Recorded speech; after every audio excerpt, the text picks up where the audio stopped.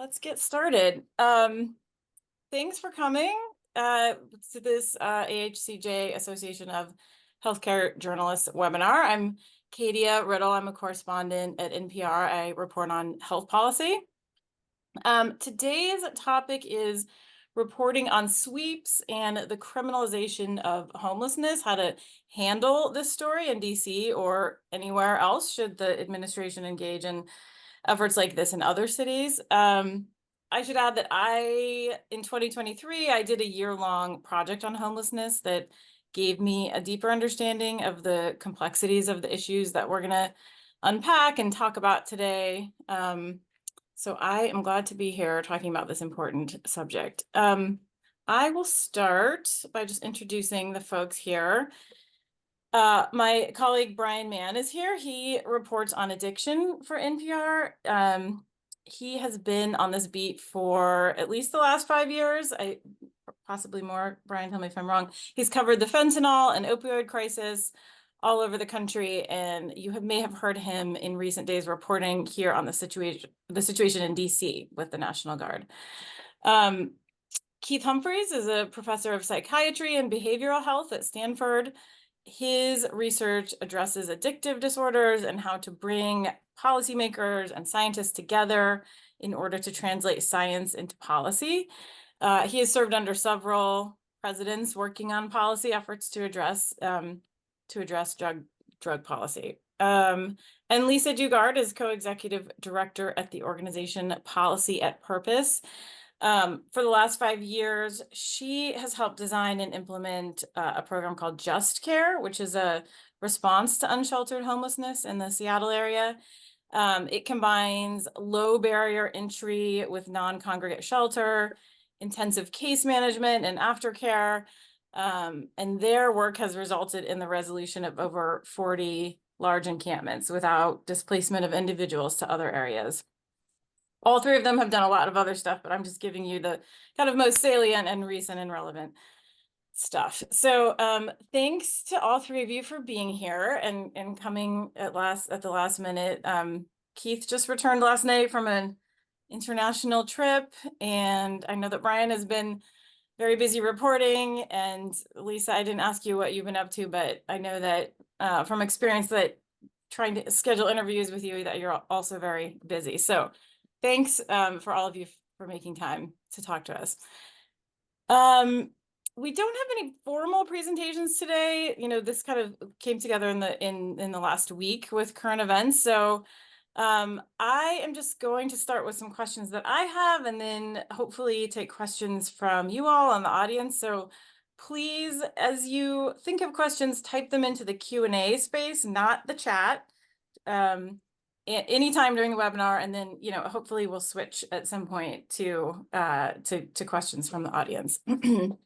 So I want to start, Brian, first of all, with you. You have really done some great reporting on this topic in recent days. Tell us just where are we at with this story and the extent to which you understand what's happening with the sweeps. How does the homeless population figure into this story? And just, what's going on? Thanks for having me. The situation is definitely very tense and very fluid in Washington, D.C. right now. What I saw in the first days that I was on the ground was that local city government agencies and nonprofits were essentially trying to crash on the problem of people in unhoused areas, understanding that the federal response was about to accelerate and become very aggressive. And so there was a real concerted effort to try to move people into shelters, try to move people out of the accessible to people. Let me see if can you at least hear me?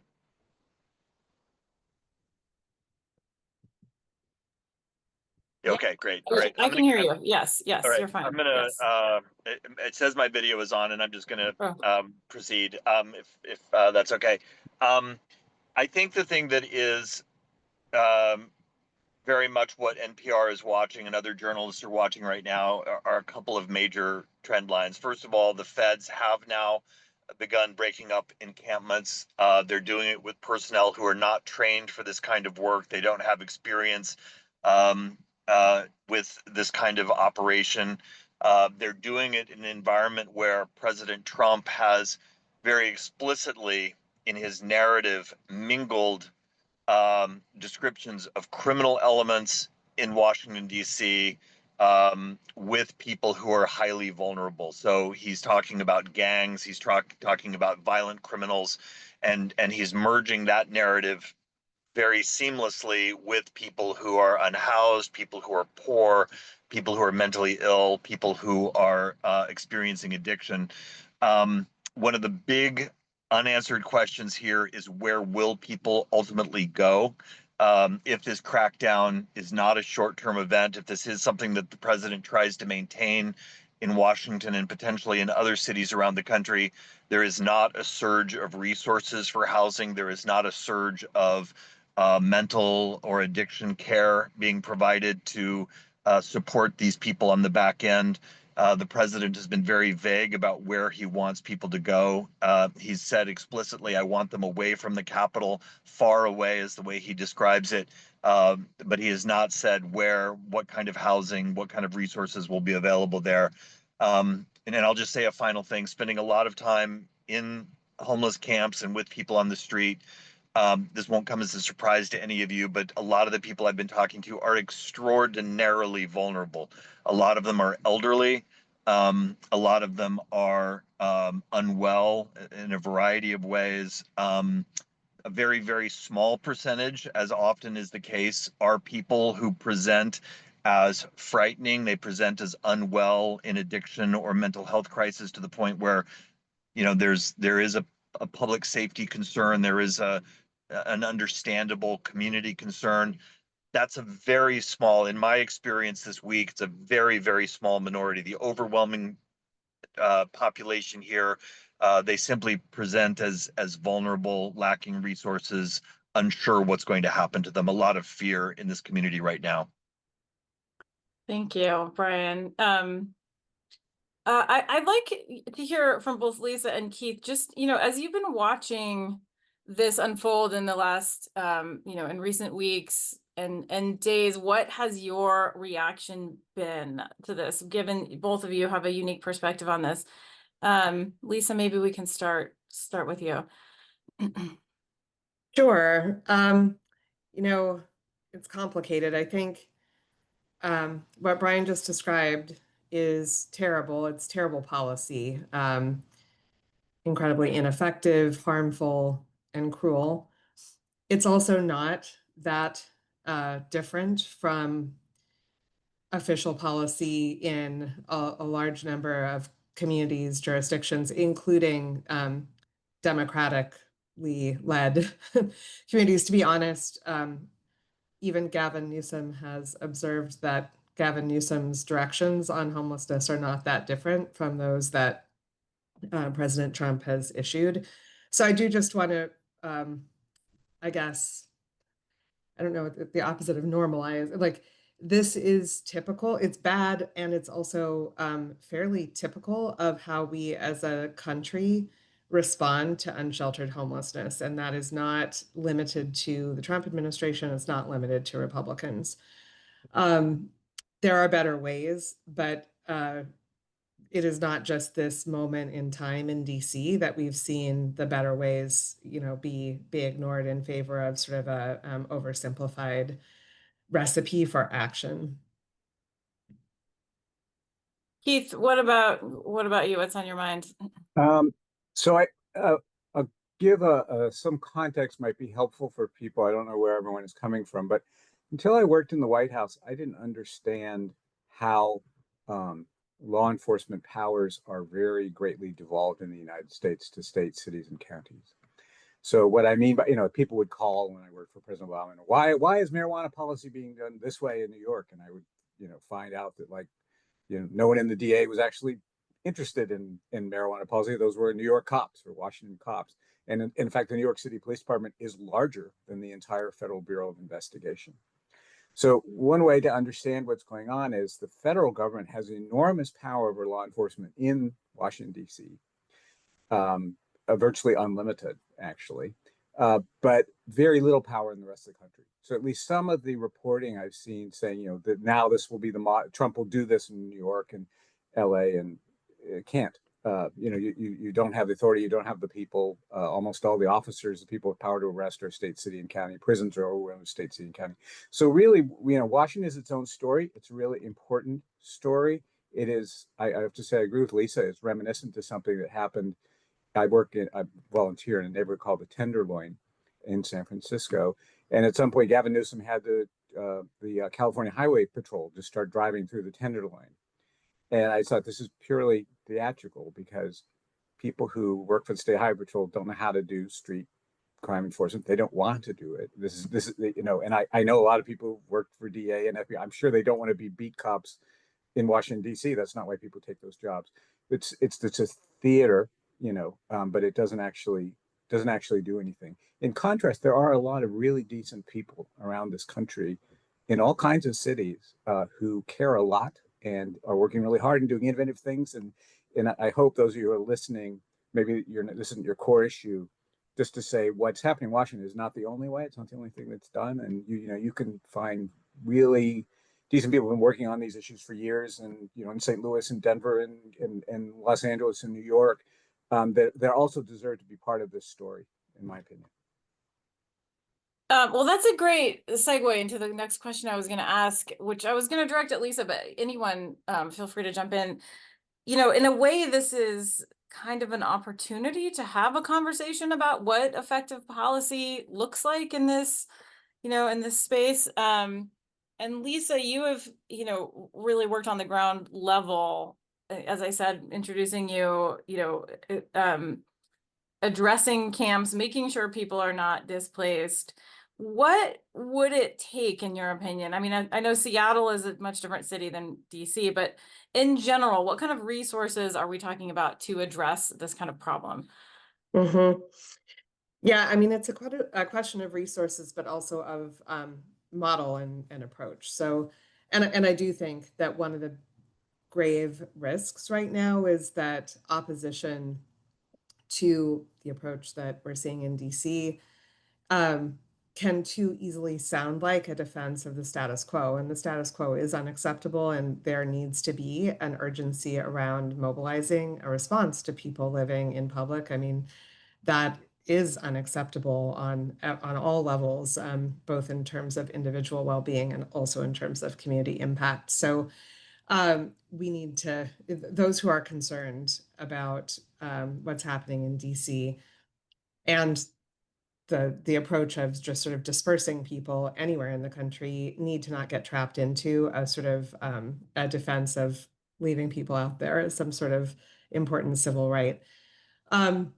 What we realized going back several years is that in order to sort of offer a meaningful alternative to this impulse to just tell people to go away, tell people to stop being in their situation, or at least in their situation where they are, there needed to be an alternative plan that could demonstrate that people will accept help if they are offered an approach to services and care that works for them, that they actually can accept.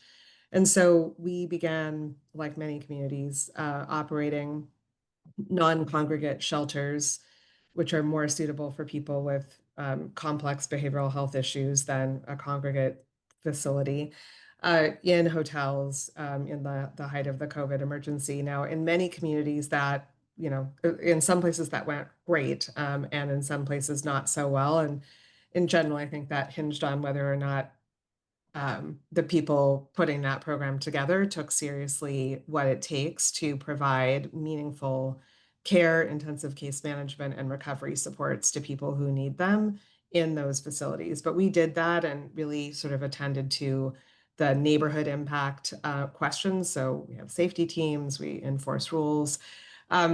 But what we found, and this I think is just super important, as there's kind of a myth that many of the folks who are chronically unsheltered are service resistant, right? They're offered help, they don't take it, now we have to go to plan B. What we found is that we don't have to get to plan B because people will accept voluntarily offers of well-structured care, dignified shelter, if we can offer it. We just almost never can because we don't have the resources to acquire those facilities and staff them in an appropriate and safe way. So that model, in using our approach, and this is similar to what's been done in LA, in Houston, by the California Highway Patrol on their transportation right-of-way work, and in Washington, throughout Washington State, on our state highways, in our state highway transportation right-of-way program, is a extraordinarily high acceptance rate. And so that's the missing piece, but it's a formula that is very effective, and it is the front door for other aspects of care for people, not just putting a roof over people's head. I don't know, Keith or Brian, do you have any thoughts on that question? Yeah, I just say that there isn't really a homeless population. There's different kinds of people that you meet. And so I'm on the board of St. Anthony's Foundation, which is a Franciscan charity. We bought a old hotel for moms with kids on the street, and we never have trouble finding people who want to come in. It's a nice, clean, dignified space, and they'll come in. As you move into people who have conditions like schizophrenia, where they don't necessarily tune into reality as we all understand it, it gets to be harder. Like, so if someone is paranoid, or they feel like, the government's chasing them, and then so someone's saying, hey, you could have this housing, that gets harder. When you have people who are addicted, and they addiction is damaging their lives, but also in the short term, fentanyl feels good. That's why people do it. And they are, again, harder to persuade. We rarely get to the point, I think, when the everybody left on the street is the unpersuadable. I don't know what the exact number is, but overwhelmingly most people will come in, and I don't know cities that do a great job of even getting to that point where they have the luxury of, wow, we've got all these empty, beautiful facilities and nobody wants in them. I do understand there is a legitimate interest if somebody is, say, seriously mentally ill, and particularly if they're doing suicidal or they're doing something threatening, both that for that person as well, people who love that person, people who interact with that person. There is a time pressure, and I don't want to pretend that there isn't. And there are situations where in my opinion, some pressure is necessary. I just think life's complicated. So I think it's a question of, do you, is all you have is a closed fist? I think it ends up being pretty brutal. But if you have your hands open and say, look, this is what we have for you, but also I'm putting my hand in your back saying, I'd really like you to do this. I'm putting some pressure, and people who love you would really like you to do this. That is part of the equation too. When you're dealing with human beings, there's some mix of support and accountability, or pressure, however you want to say it, that a lot of us are responsive to. I want to sort of cheat and use this question to pivot to make a point before we get too far into the conversation that I just want journalists to kind of have in the back of their minds. First of all, just to answer this specific question and to kind of agree with what the other panelists are saying, in conversations with people on the streets in Washington, D.C. this last week, all of them were open to resources. They were all open to help. They were all open to some kind of assistance. And they had just really struggled to find opportunities that they felt could work for them. I do want to make one other point that I think reporters listening to this should be at least alert to, and I want to acknowledge that I could be wrong and the other panelists could be right. I do not believe that we are in an environment where what the Trump administration is doing is on some kind of flat continuum with what we've seen conservative Democrats or Democratic governors do. I think that's probably going to turn out to be flattening the narrative to a point where we're in a very different window. I also think my strong sense from what I've been seeing is that what Keith is describing, where this is an extraordinary event in the nation's capital that will not be substantially replicated elsewhere. I think I guess what I would just simply say is all of you on your own beats in your own communities, I would be alert to this. The people making sweeps in Washington, D.C. are in many cases from the same federal agencies. The same people putting their hands on unhoused people in Washington, D.C. are from the same agencies that are putting their hands on migrants in Seattle and migrants in Phoenix. Um, and this administration factually has been willing to push the policy window in ways that over and over again people say that's beyond what anybody could do legally or could do based on American norms. So the questions that we should all be asking is who is putting hands on homeless people? Where are they sending them? What are the new models for where the many thousands of people who are unhoused right now in our communities, where would they be sent if an administration wanted to be able to demonstrate that in a very short period of time they had purged these people in the way that the president has described? And again, it may turn out that this is purely performative and it's going to fizzle in this one urban area. But let me just close this point by saying I'm already reporting on other cities around the United States where the administrations are moving quickly now to get ahead of what they perceive to be the Trump administration about to arrive. They're trying to move people off the streets. They're trying to resource programs differently to get ahead of what they believe will be a federal intervention, not just on unhoused people, but on mentally ill people and on people in substance use disorder that they think will be quite aggressive. And again, I want to be very clear. It could turn out to be nothing. This could be a bunch of Trump administration theater, and then we're on to a different topic in 3 months. But I think probably not. I think probably some of the same thing that we've seen escalate with undocumented or migrants without legal status. I think the president wants to demonstrate that this issue of unhoused people on American streets is something where he can move the needle substantially very quickly using what most experts would say are very blunt instruments. And that's gonna, if what we've seen in DC is any foretaste of that, it's gonna look very different than anything Gavin Newsom has done. And it's going to look very different from anything that Kathy Hochul has done. I'm not minimizing the policy measures that they've had, but I think as journalists, we should be very alert to the possibility that we could be in a quite new policy world here. I have thoughts on that. Brian, I totally agree with your point that this is not happening in a vacuum. It's nested within an overall exercise of police power that is unprecedented and free floating, right? And self authorizing. So um, that's highly relevant, of course, to what may happen to people in DC. I do want to say the reason I mentioned Gavin Newsom is honestly, it just because what you said is true should not create sort of a false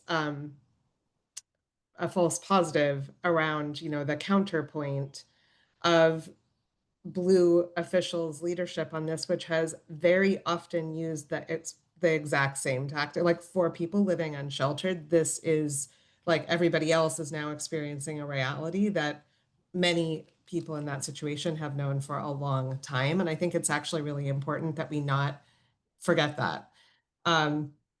Second, uh, it's impossible to predict for sure what's going to happen. By no means is what I'm about to say meant to minimize, some eventualities that absolutely could unfold. But the administration's executive order from a few weeks back on homelessness / vagrancy and with sort of tendrils touching on civil commitment and public use of drugs or use of drugs in federally funded housing is notable. I mean, there's a lot of debate about the ramifications of the policies that were announced, but to me, what was notable was that it was not the announcement of federalization. And DC is unique And, the legal structure in DC is very unique in terms of federal authority. That executive order on homelessness um, purported to set new legal standards for civil commitment, for example, and then people would have had to sue to challenge those. It didn't. It just reiterated the existing constitutional standard for civil commitment. And also, it's full of rhetoric about, its desired outcomes, but the means, the mechanisms that it says the administration will use are to incentivize local and state governments to do things differently. So I do, and I say this not to be like falsely reassuring. I say this because I do think that there is a space to occupy that is important to occupy, not scurrying around to like hide people, but rather to lean into strong and well-resourced local and state policy that honestly is not there in most even blue-led communities. And that's a problem, that's a legitimate policy failure that pre-exists this pressure. So it's the right thing to do to come up with a good plan that can bring all willing people off the street and into, a plan for recovery and stabilization. And that space does need to be meaningfully occupied by folks who would like to hold up a counter model to what's being done here in DC with respect to unsheltered people.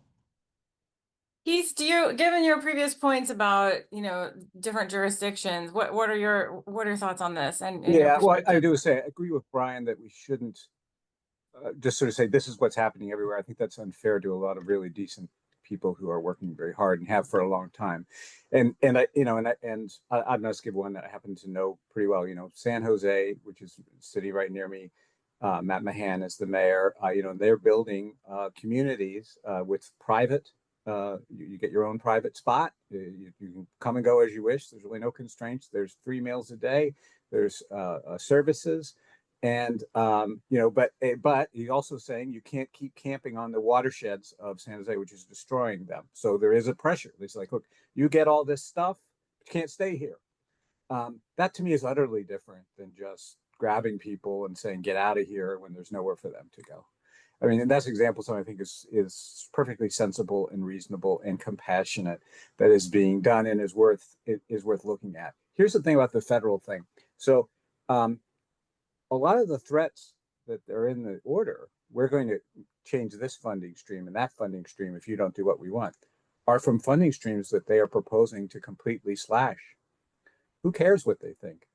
SAMHSA, is going to fund less. SAMHSA's slated to be eliminated by the same administration. The budgets are all slated to be cut. So the federal government to some extent can make states, counties, and communities do things by giving them extra money. It's hard to motivate them by cutting all their funding. So if I'm, city or mayor, they're like, my constituents are going to hold me responsible. And I already know we're going to get a 40% cut. And this is like, maybe if I'm ingratiating, I get a 35% cut or 45% cut. Boy, do I not care about that. I care about my city. So I feel like there's an emptiness to the threat because the very lever the federal government has is being restricted by the same order, by the same government. Brian, one thing that, I think it is sort of indisputably different at the moment is the kind of language and semantics that the administration is bringing. It just in the vehemence of the kind of rhetoric they're using. I wonder if you could talk about, on the one hand, it's just language, but it also does have real consequences. So I wonder if you could talk about just what you think the impact, what you've seen from the administration in terms of language and what you think the impact has been. Especially for journalists, maybe covering this story, thinking about how to think about the language. I think it's an urgent point. And let me say, I want to dial up your point. It's not just language. We're talking about in President Trump and some of the people in his cabinet, some of the most skilled political communicators that I've seen in my career. And they are telling stories that are powerful stories, right? And the president is he has a unique brilliance at telling stories about people in ways that portrays them as being dangerous to communities. You know, I live close to the Canadian border, and within 2 weeks, my neighbors started talking about Canadians who we've been friends with forever, literally since the War of 1812. Within 2 weeks, my neighbors were talking about Canadians as being scary alien people.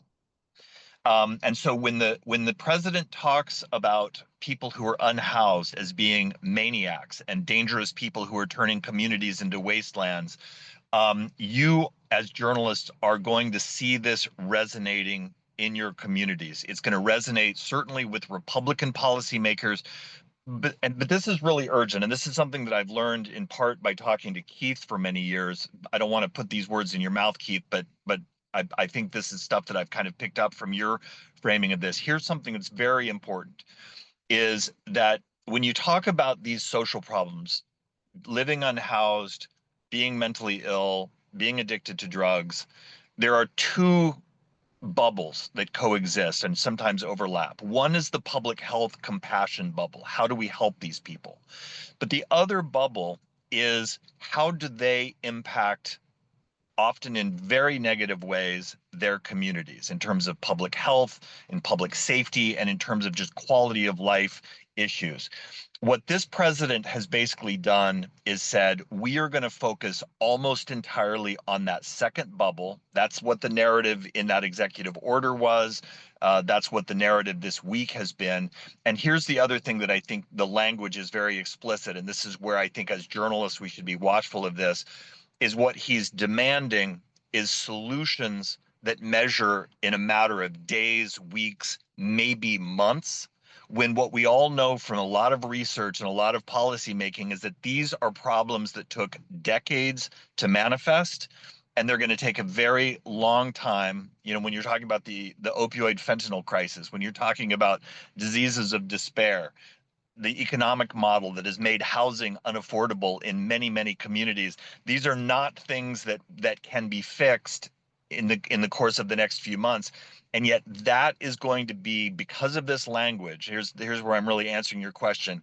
Because of the language this administration is using, the political pressure will be to solve this very quickly. And specifically, the time frame that we should all be watching for is the midterm elections. The narrative going up to the midterm election will be, I am offering you a story where we can solve these problems if we are tough, if we are aggressive, if we don't take nonsense and woke liberal baloney as the narrative, but instead we make a fist when we have to, we punch people in the nose when we have to, we can get this fixed right now. And I think that political narrative is going to be pushing policymakers, again, whether they're in blue states and cities or whether they're in red states and cities. I think you're going to see a real response to this. And as people reporting on policy, I think we should really be watching for how that language is translating into city ordinances that are being passed, into new policing that's happening in communities. I think it's going to manifest very quickly. Well, I do think some of the most constructive work that could be done in storytelling and reporting is stories like that one about, about Dallas. There, as Keith said, there are at this point many really compelling examples of attending to the public order issues through well-designed help, and with very satisfied, business communities and evidence of local impact. So the more that story can be told, the more compelling an alternative can be understood to be, that's the destination that everybody wants to get to, but there is more than one road, and one actually works and the other is theater. That, and cruel theater at that. I think that's probably the single most important and compelling contribution that any of us can make, whether we're doing it or talking about it and presenting those accounts. That has not been, that has too rarely happened. I just want to underscore that, either insufficient resources have been allocated or devoted to this, or the methodology used has been poor. So we need some counterexamples. Thank you. And we have them, I want to agree really passionately with Lisa. One of the things that I think as journalists, I've been guilty of, and I've been trying to solve this in my method, is not giving ink to success, not telling stories of success. And I think often we've painted a policy portrait as journalists where we look at where things are still bleeding, and they're all, that's always important. It's important to tell those harsh stories because those are real, but it is also important to not always be looking for the broken bits. And then let me just add one other thing that I came away from DC being really concerned about. And as journalists, I think, again, we should have this on our radar. Washington, D.C. is not a utopian place. There is crime there. There are unhoused people there. There are streets where there are people living in camps. But Washington is doing a lot better now than it was 12 months ago and better than 24 months ago on a whole variety of levels. The number of people living unhoused is down. Drug overdose deaths have plummeted at a science fiction-y rate in Washington, D.C. Crime is down. Again, I don't want to paint this as a Pollyanna situation, but the fact that the president can come in and paint a portrait of Washington, D.C. as a place so dystopian, so nightmarish, that it makes sense to put Humvees on street corners, that's the situation that we as journalists are going to have to be wrestling with. We're telling our stories in an environment where the dominant political class is very comfortable telling stories that are unfettered from factual truth. And again, I want to be very clear. I'm not sugarcoating Washington, D.C. There are problems there. There are social issues there. You could talk about that all day long, but there is no factual link between that and the kind of war zone that President Trump has narrated. It's just, you can't connect those dots, I think. Brian, I'm looking at the questions in the chat. This is kind of a related question from Leslie McClurg. You said other communities are preparing for similar sweeps. Is it health departments that you're speaking to? And I'd broaden that out to say, and just where else, if you're a journalist, imagining getting ahead of this story, what other places would you go? What other relationships would you look to fortify in advance? First of all, I think that my sense is that a lot of communities are working on this. First of all, desperate to try to avoid the administration's notice. And so I think the first thing to do is to try to source up among people who will talk to you, because you're not going to get this in a press release. They're not going to say, hey, we're trying to accelerate all of this because we don't want the president to come here. Instead, I would reach out to social service agencies, to people who are in frontline harm reduction, people who you have connections with in law enforcement and those kind of, law enforcement adjacent groups that are working on some of these issues. And I would say, what are the directives you're hearing? What are the things you're being quietly urged to do? What are the things that are changing in the way that you're being asked to prepare and to respond? So a lot of that is the sort of sourcing that takes a little while to build up, but hopefully a lot of you on this call already have those people.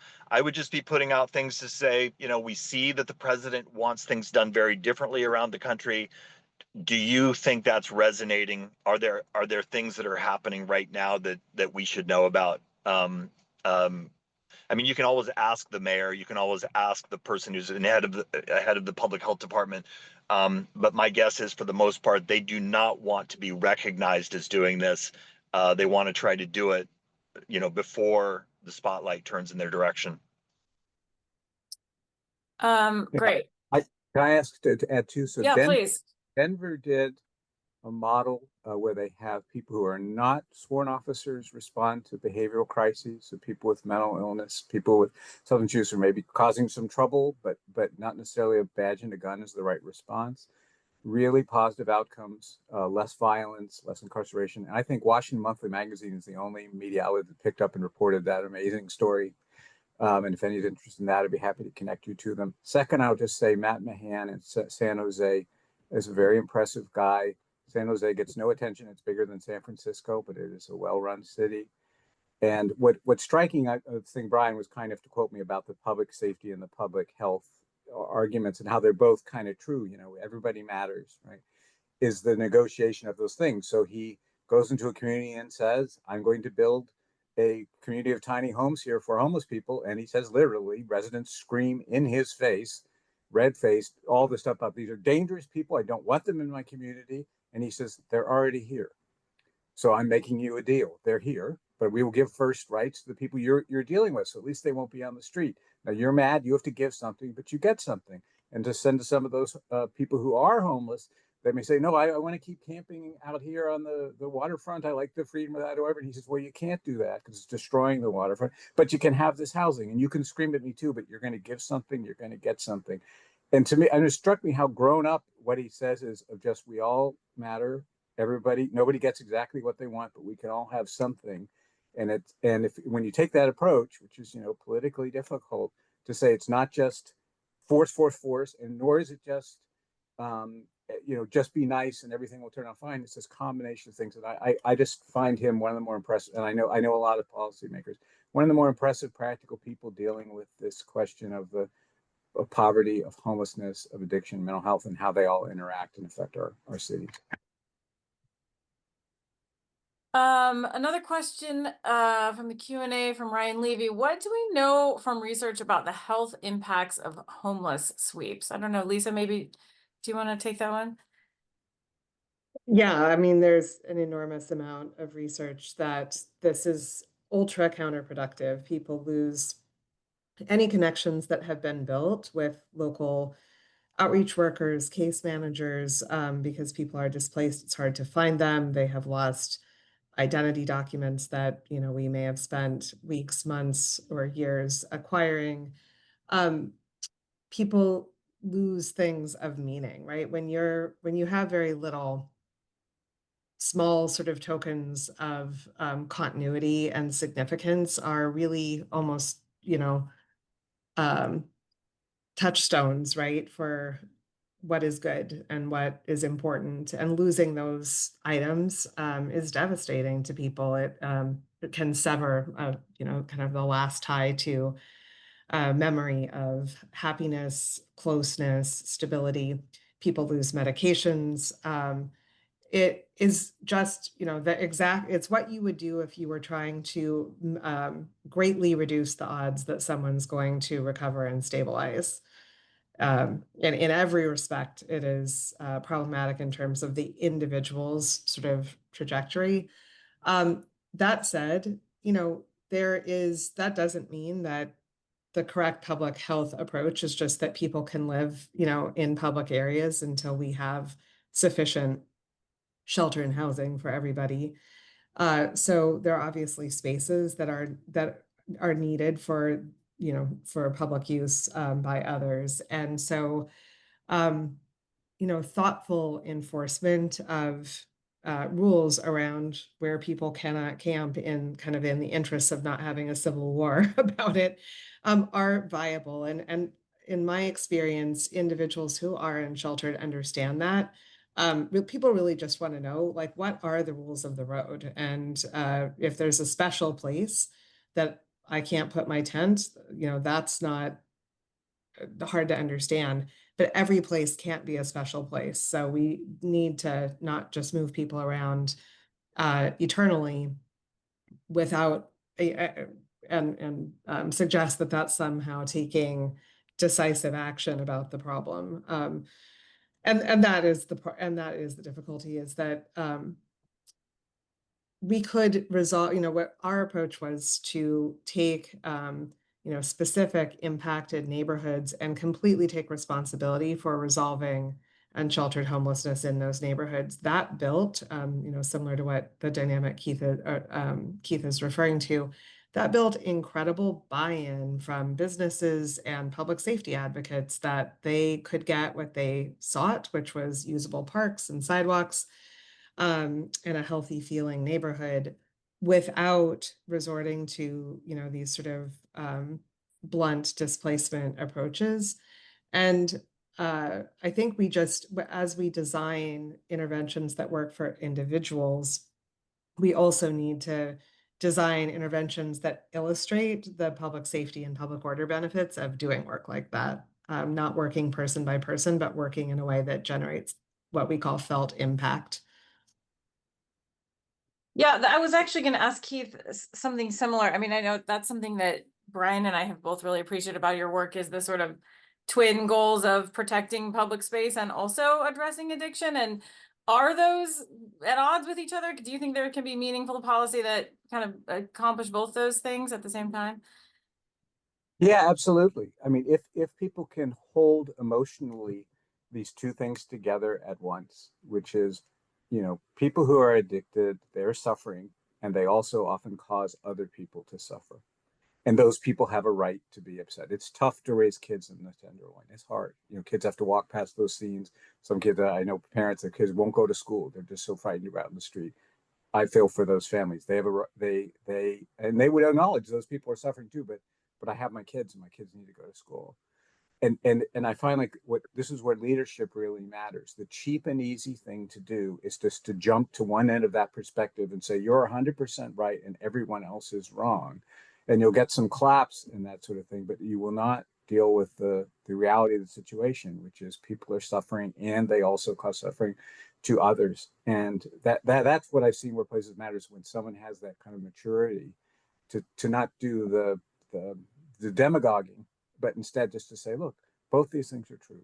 And to be fair, there have been people who've demagogued on the other side in San Francisco, have sort of, officials have said, if you're up, it's racist to not want, to be, judgmental about people with fentanyl on the street. Just like I've seen parents walking their kids to school in traffic, dodging on cars because they're so scared of the sidewalk. And by the way, all these people are Black and brown. So, the rhetoric about, oh, it's just racism. No, the people are suffering.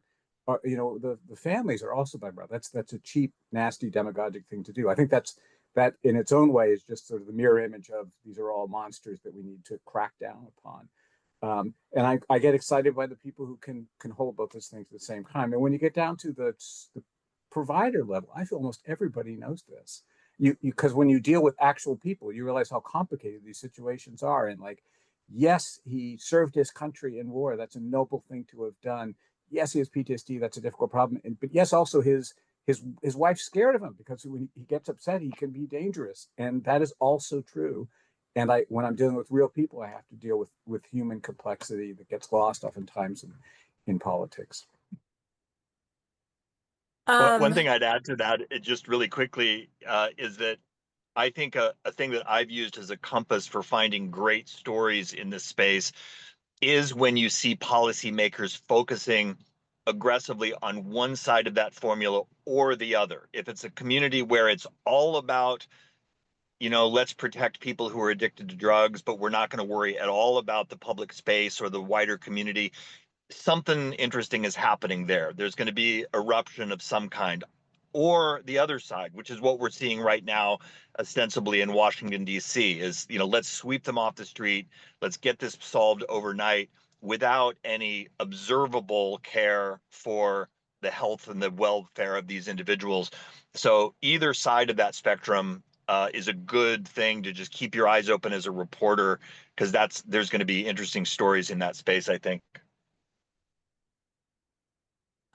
We are getting it towards the end. I want to just leave people with some tangible kind of strategies for covering this story, if possible. One thing that I like to ask experts, either Keith and Lisa, is, as people who talk to journalists a lot, what are some common things that you see the media getting wrong about this story? Like, are there things that you're constantly having to disabuse people of or correct in the narrative?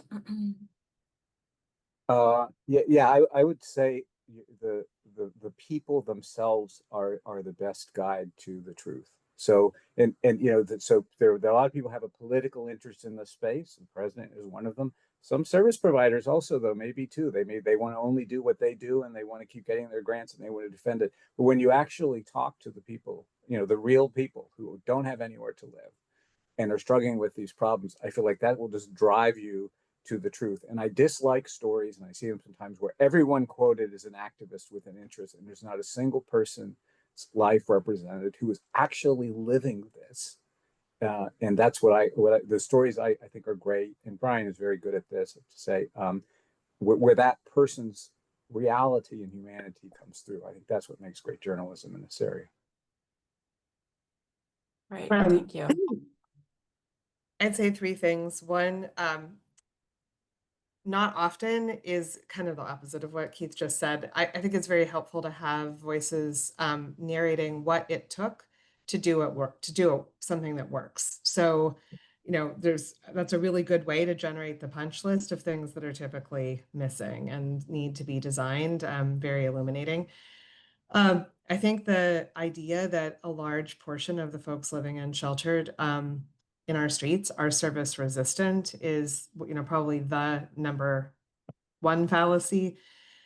Close behind that, though, is sort of an oversimplification or flattening of what it means to or how people recover from complex behavioral health issues and trauma-related behaviors. And thinking that that is a plug and play matter of, sending somebody to a 30-day program or to detox, missing how long a time horizon is involved for anyone recovering, let alone people who have endured what many people living on the streets have, is just a very persistent, and again, across the ideological spectrum, a very persistent sort of oversimplification that has huge public policy harms. Brian, what about you? Any, kind of closing thoughts for journalists covering this story that we haven't touched on? Yeah. Sorry, my camera seems to be malfunctioning a little bit. Can you still hear me? Yes, you're good. Okay, great. I do think that at the basis, and most of you who are working in this space know this, but just whenever you possibly can, do get out and talk to the people who are experiencing this. Again, that's not just the people who are in addiction or experiencing mental health crises, not just the harm reduction people helping them, but also people in their neighborhoods, in their communities, in kind of the wraparound spaces. This is a shoe leather beat. It is not just a policy distant beat. And especially now, as there are, I think, probably going to be more blunt instruments coming at people, more blunt policies coming at people, develop sources, collect texts, numbers, phone numbers, have people talking to you from the street level about what they're experiencing. It's really important right now more than ever before to get at that very human lived part of the experience. Everything else from there, lots of experts out there, people like Keith and Lisa to help you understand what you're seeing. But it's really, really urgent to try to, talk to those people who are really living it right now. That's interesting. I think it took me some time to. It's kind of a different skill set to develop to interview folks who are in this situation. I wonder if you can talk about your evolution. Like, how do you approach people? What are the sort of special considerations you have around interviewing this population? Yeah, it does take some time and some practice, and it takes slowing way down. It takes spending a lot of time. I think it is important to say that there is an important component of personal safety for journalists who are working in this space. It's absolutely important not to over romanticize or to play that off. So when you're going into these communities, use best practices for protecting your own personal well-being. Also, after the fact, a lot of times you will experience traumatic things, hear traumatic things, see traumatic things. So do self-care. But it is really important to sit with people, to spend time with people, to build, real discussion. The material that goes into my stories generally comes from the second 15 minutes or the third 15 minutes. Not from the first question I ask. So be as vulnerable as you can be, spend as much time as you can really listening. It's sit on the pavement, get down and connect. And I'll just say it gets really easy when you do realize that even people who are severely unwell are overwhelmingly thoughtful, really aware, thinking complex thoughts about their own experience. Not always, again, there are frightening things and people who are, edgy in various ways, but overwhelmingly what I find is that people who have landed in these circumstances, they have powerful stories to tell if we just kind of slow down and give them the space and the time to do it. Thank you. Just about out of time. I don't know. Does any three of you have any last points you wanted to make that we missed? If not, I think we can wrap up. Thanks so much for everyone who came today. If you came late, you will find the recording of this webinar at healthjournalism.org. I think it'll be there in a few hours. Once again, I really want to thank our presenters for taking the time to share their expertise on this important topic. AHCJ will continue to bring more webinars on a variety of health topics as part of your membership. So thank you. Thanks for joining us today, and good luck on all of your stories. Thanks, everyone. Thank you. Okay. Bye.